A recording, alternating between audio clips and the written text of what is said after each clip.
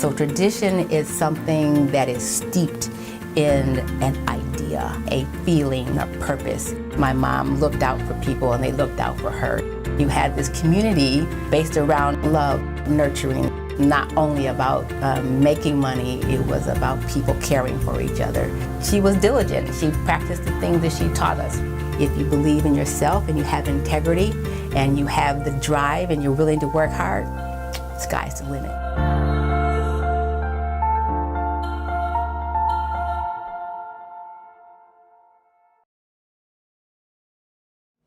For this Chef Talk with Kyle Cherek, I catch a drink with Chef Jonathan Manyo of Morel.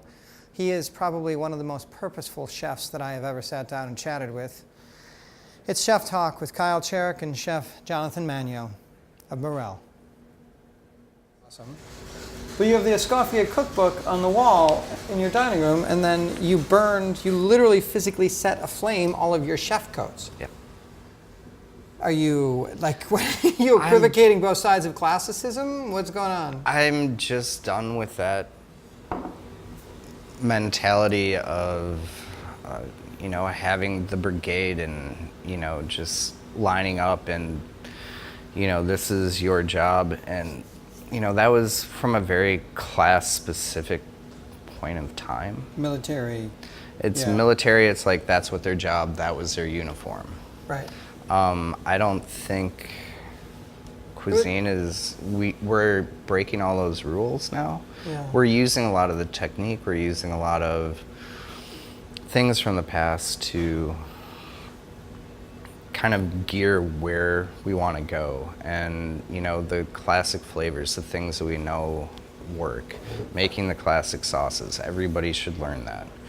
But we're spinning them in a new direction, and I just don't feel that wearing a chef coat makes you a chef.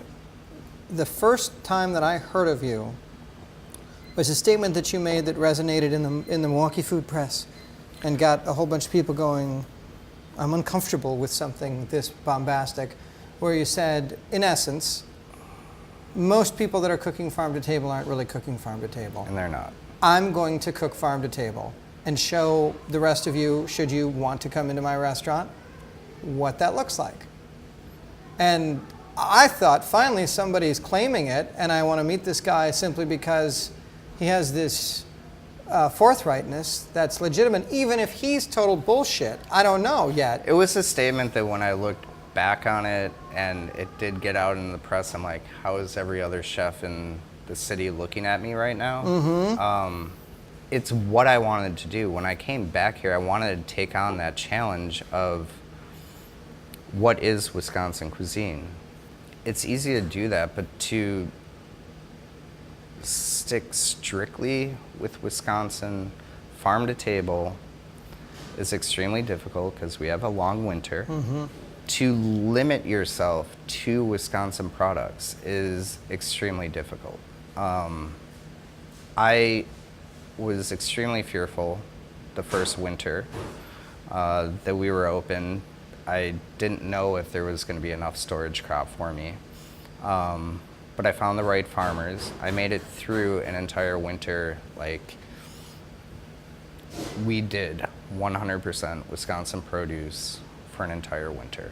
The aquaponics places that are up are a huge help because we can get greens, we can get color into our dishes, and some freshness. But to really try and stick to those Wisconsin products, like, how did other chefs take that comment? Did you get blowback? Did you get embraced? Did you get?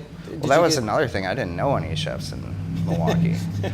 I quickly, It's a great way to meet people. Yeah, no, I didn't get You're any all blowback. frauds, but I'm happy to be here.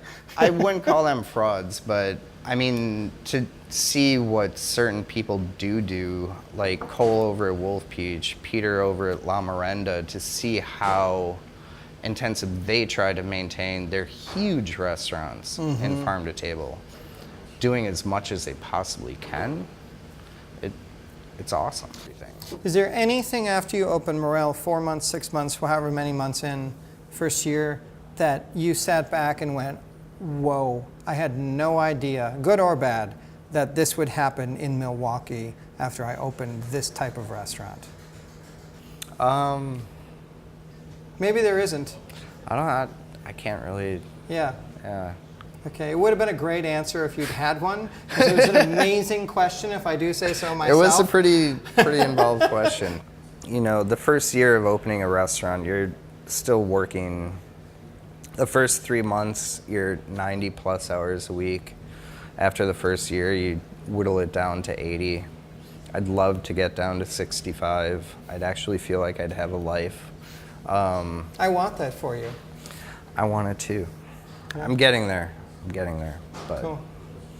yeah, take some time. Party fillets. One is rare. Some filet, one rare. One chicken. Party style. 7 party salmon. 2 mushroom risotto entrees. CDR, please. Heard that.